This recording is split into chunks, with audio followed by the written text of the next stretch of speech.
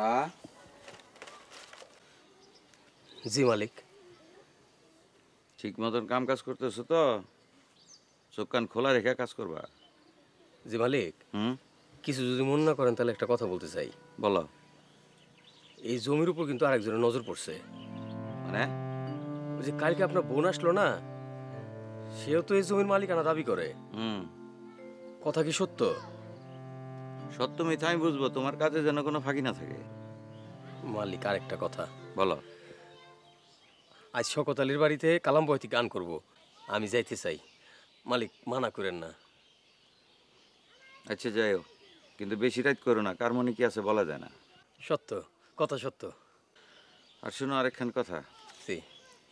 আমার বাড়িতে তো এখন মেহমান, এখন থেকে নিজের রান্নাটা নিজেই রান্না খাইও। কিন্তু মালিক আমি তো রাঁধতে পারি না, সব পুড়ে যায়। পুইরা গেলে পোড়াই খাবা। কাজ তো করি খাবার জন্য, তো পোড়া খেলে কাম করার দরকারটা কি?